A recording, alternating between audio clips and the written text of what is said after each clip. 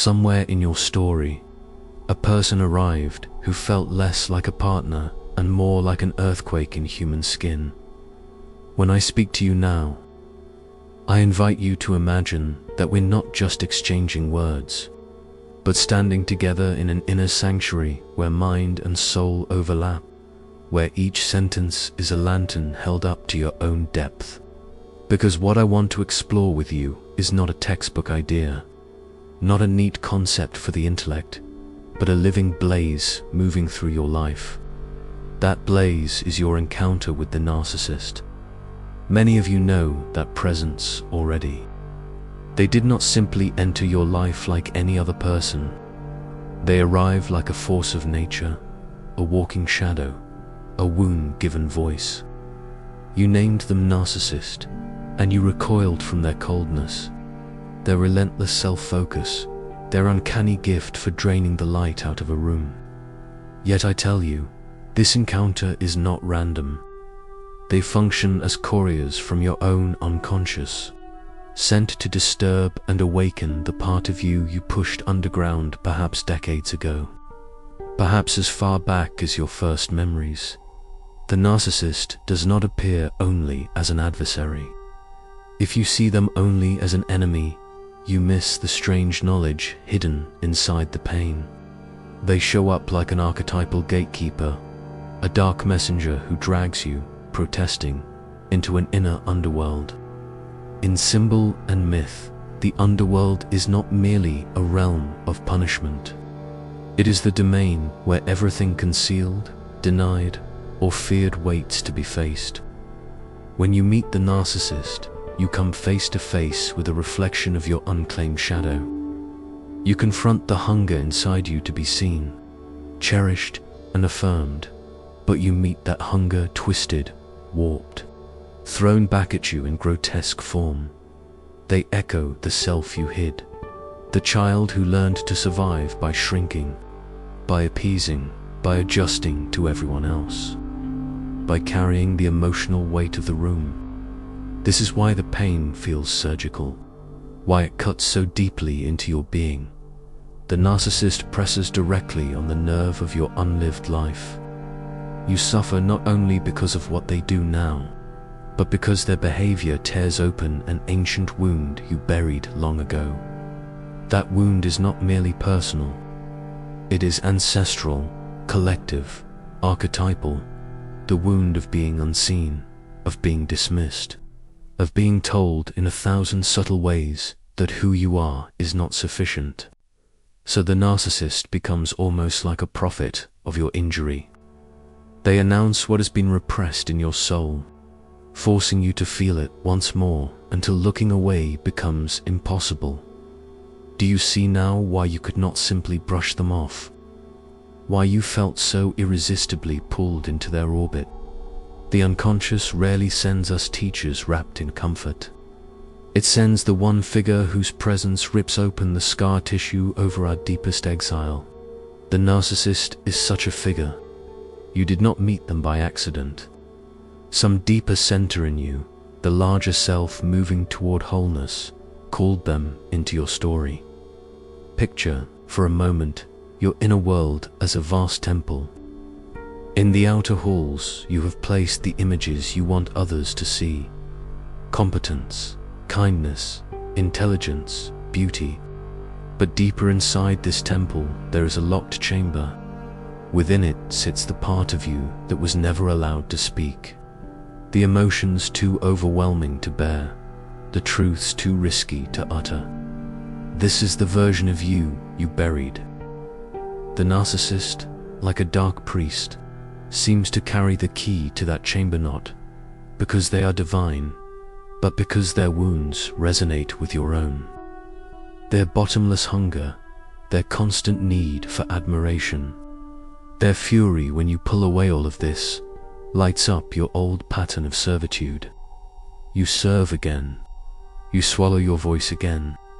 You bend again. And as you bend, you feel a silent scream from the self you locked away echoing inside the temple of your soul. Here lies the paradox. What you despise in the narcissist is exactly what provokes your awakening. They force you to see that you have abandoned yourself. You loathe their selfishness, yet secretly you have never permitted yourself to choose your own desires. You resent their manipulation, but inside you lives a forgotten child who once learned that love must be earned, managed, negotiated. You rage at their blindness, yet within you lives a blindness toward your own needs. This does not glorify abuse, nor does it mean you are meant to tolerate endless mistreatment. The initiation is complete only when you wake up and recall your projections from them. As long as you are entangled in their spell, you remain caught in illusion. Your work is not to rescue the narcissist. Your work is to reclaim the part of you that went missing inside them. They operate like a vessel through which your unconscious shows you what you cast out. Once you see this, once you call your energy home, the narcissist's power collapses. They appear as they truly are, a fragile, wounded being, imprisoned inside their own defenses. Let me share a dream image with you. For the dream world often speaks in symbols when our conscious mind cannot yet grasp the truth. A woman dreams she is standing in a huge hall of mirrors. She walks among them, her face multiplied 1,000 times. Then she notices that in one mirror her reflection is missing. Instead, she sees the face of a stranger, cold, proud, unyielding. She is terrified, yet feels compelled to approach that mirror as if it were alive. As she steps closer, the stranger steps out of the glass, stands over her, and demands that she kneel. Shaking, she submits. The figure points to her chest, and she sees, inside her own heart, a tiny child locked in a cage. The stranger laughs and vanishes, leaving her sobbing before the imprisoned child. This dream captures the archetypal drama of meeting the narcissist. They are the stranger in the mirror who commands your submission, but in doing so they point you toward the child you trapped within. Without that troubling stranger, you might never have looked inward. The narcissist is that mirror. The buried self is the caged child you must rescue. The road back to that child is frightening. To reclaim your true self, you must walk again into the pain you once ran from. It requires feeling the grief of not having been loved as you were, the anger of having been silenced, the terror of being small in a world that demanded you be big. But this very pain is the threshold. The only way to wholeness is through the wound. You might ask, why must it be so harsh, so brutal? Why couldn't my deeper self wake me gently? Because the psyche cares less about comfort than about completeness. Wholeness cannot be reached without rupture. A seed must crack open for a plant to grow. The eager shell must fracture so that the deeper self can emerge. The narcissist is the hammer striking that shell so the hidden life inside can breathe again. And yet, the danger is real. Many are lost in the labyrinth of the narcissist, pouring out their vitality until almost nothing remains. Initiation can turn into annihilation if we fail to read the deeper pattern. That is why you must learn to listen not to the narcissist's words, but to your own body, your own soul, which cries out in protest. Every time you feel emptied, muted, reduced, your psyche is speaking, "This is not love." This is the old ritual of the shadow returning. Turn inward. Claim yourself. The alchemists spoke of the nigredo, the darkening stage when everything solid melts into chaos. Meeting the narcissist is a psychological nigredo. Your illusions collapse. Your old identity dies. Counterfeit love burns away. You cannot skip this phase. You must endure the darkness, the despair, the sense of being shattered. But from that blackness comes the chance of rebirth. The narcissist is the fire that devours, but if you stay conscious within the flames, you emerge as gold. What tries to break you can become what makes you indivisible. The narcissist does not create the original wound. They expose it. They are actors stepping into a role your unconscious has long rehearsed. The stage was built in your earliest years, in the family field where your sense of self was formed. The narcissist just walks onto that stage and recites lines you already know by heart.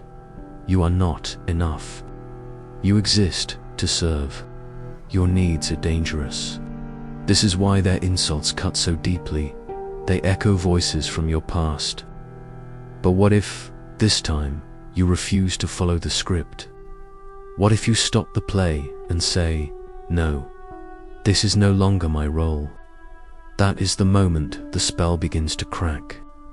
Breaking the spell feels like risking exile, because it means letting go of the illusion of love and belonging, even if that belonging was poisoned. You remain tied to the narcissist not because they bring joy, but because they awaken the archetype of parent, authority, beloved. Inside that archetype lives the hope that this time the story will end differently. Maybe if you give enough, they will finally cherish you. Maybe if you tolerate enough, the cage will open. That hope is a beautiful lie. The deeper self whispers another message. You do not need them to choose you. You must choose you. This is the radical reversal demanded by the narcissistic encounter. Instead of pouring yourself outward, you turn inward. Instead of bending, you stand. Instead of silencing yourself, you speak. This reversal is not a mere mental trick. It is the essence of individuation, the path towards psychological wholeness. Consider the myth of Persephone. She was taken into the underworld against her will, pulled from the surface world into months of darkness. She longed for the light of her mother, Demeter. Yet in that descent something mysterious happened. Persephone became queen of the underworld. She did not return as the same naive girl. She emerged transformed, carrying both light and darkness in her being. This is what happens when you survive the underworld of the narcissist. You return with sovereignty. You are no longer a child begging for recognition. You are a soul who has confronted the shadow and claimed authority. But not everyone finds their way out. Some remain bound to the narcissist's world like ghosts wandering a private hell. That is why awareness is crucial. You must name the pattern, see the archetype at work, recognize the projection, for the narcissist thrives in your blindness. Once you see clearly, you begin to notice that the narcissist uses you as their mirror, needing your admiration to confirm their existence, while you use them as a mirror for your hidden self. The result is a dizzying hallway of reflections. To break free, you must step out of that hall altogether. This means calling back your projections and saying, "What I chased in you, validation, recognition, love, was really my own self calling me home." This realization is painful because it strips away the dream of being completed by another person. It forces you to face your loneliness, your emptiness, your longing. Yet only by sitting with that loneliness do you discover that the self you buried was never truly gone. It waited beneath the rubble of compromises, patiently expecting you to turn inward. Through their cruelty, the narcissist becomes the unintentional messenger of this reunion. So what now? Now begins the slow, devoted work of integration. Listen to the voices you once silenced. Give room to the emotions you buried. Let anger roar, grief weep, joy sing. Each belongs to your wholeness. As you integrate, you will feel the presence of yourself grow stronger. It will guide you through dreams, synchronicities, sudden intuitions that feel like whispers from beyond time. Follow them, trust them. They are the compass of your renewed life. Remember the archetype of the wounded healer. Chiron, the wise centaur, carried a wound that never fully healed. Yet from that wound came his power to heal others. So it can be with you. The narcissist has wounded you deeply, but once that wound is integrated, it becomes a source of compassion, wisdom, and healing. You will recognize in others the same patterns, the same buried selves, and you will speak to them not with theoretical authority, but with the authority of lived truth. This is how the soul turns pain into gift. One day you may look back on your time with the narcissist, not with hatred, but with a knowing smile. You will say, yes, they were the shadow that nearly consumed me. But through that encounter, I met myself, and now I walk in wholeness. The narcissist was a messenger, nothing more. You are the hero, the dreamer, the alchemist, the phoenix who turns ashes into flame. And as you rise, you will discover that the self you hid was never truly lost, only waiting, patient and eternal, for this moment of return. Know, too, that choosing yourself is not a single dramatic act, but a series of small, faithful decisions. It is the moment you pause before replying to a message and ask, what do I actually feel? It is the night you write in your journal instead of rehearsing their words in your mind. It is the simple, radical practice of saying no when your body tightens and every old script tells you to say yes. These choices may seem small, even selfish, yet they are sacred steps out of the old pattern and into a life where your nervous system can finally rest. With time, you will notice new signs of freedom, laughter that arises without permission, quiet mornings where you do not brace for the next crisis, relationships in which you feel seen rather than studied. These are not miracles granted from outside. They are the fruits of your own courage. Every boundary you set is a way of telling your buried self, I will not abandon you again. And that promise, kept in 100 ordinary moments, is how you become the safe home you once begged others to be. If these words resonate with your journey, let them be a reminder you are not alone in this work. There are countless others reclaiming themselves from similar shadows. If you feel called to keep walking this path of deep inner transformation, support this space so it can keep supporting you. Like this video. Share it with someone who needs to hear it. And if you haven't already, subscribe to Mind Alchemy so you don't walk this road without guidance and companionship. Walk not in fear of your shadow, but in reverence for its wisdom. For the shadow points you toward the self, and the self leads you toward wholeness. This is the mystery. This is the work. This is the blessing hidden inside the scar.